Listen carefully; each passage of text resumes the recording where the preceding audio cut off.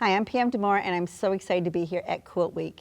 So today I'm going to show you how I make a mitered corner. Now this is just a plain mitered corner, and this is a great technique if you're doing, like if I do a charity quilt or a baby quilt or something that I'm going to give away. It's a way of taking the back of the quilt and wrapping it to the front and mitering the corners. So first thing I'm going to do is I'm going to press one side, and I'm going to do a wider miter here just so it shows up better on camera. So I'm going to press 2 inches. You want to press both sides at the same size. If this was an actual quilt and this is my quilt body, I would bring this edge up to the edge of the quilt and then fold it over the quilt like that. So usually on a quilt I'll measure about 1 inch all the way around. So I'm going to give this a little pressing here. And then I'm going to press the perpendicular side, also measuring the same exact measurement of 2 inches.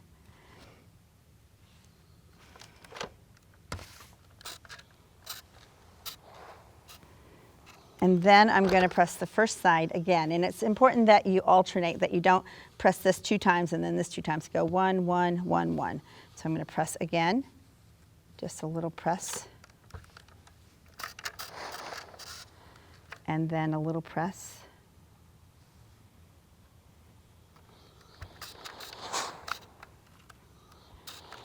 Now, after we press this, I need to mark it for my miter. So I'm going to open this up.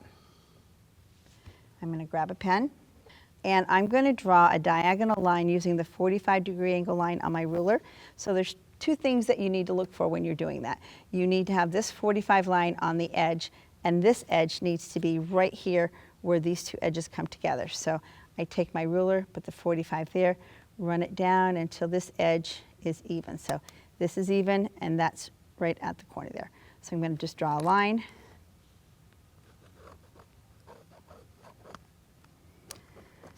And once we get our line drawn, we're going to bring these 2 edges together, just like this. And we want to make sure that those lines are lining up in the same spot. So when I flip it over, it's got to go over just a little bit. I'm just going to slide it down just a little bit so that they're lining up in the same spot. You could even like line it up with a pin by pinning straight down and making sure it's in the hole. So I'm going to move back just a little bit. Go straight down, right like that. I'm going to take this over to my machine, and I'm going to sew on this line. So now we're going to take this to the machine, and I'm going to just put my hand wheel down into the fabric with the needle down here, about 1/4 of an inch from the edge. I don't start at the very edge of the fold because I don't want my thread tail in the corner of my miter. So I'm going to pull my thread tail to the side here, and I'm going to put my foot down, and I'm just going to reverse right up to those folds.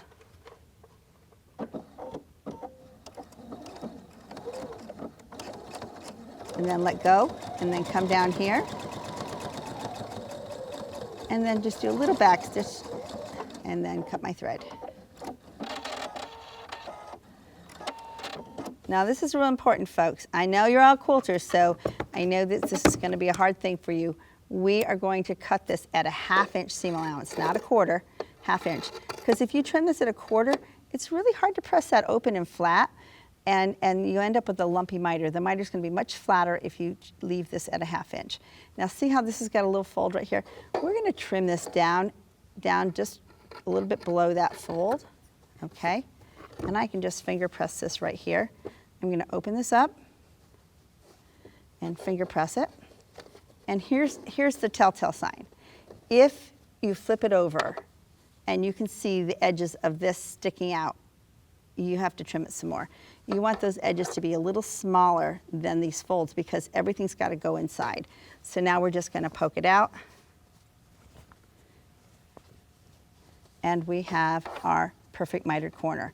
So this would be where the quilt would be inside here, and then you would just stitch in the ditch down all the way around, and then you would have a nice mitered corner that's self-binding.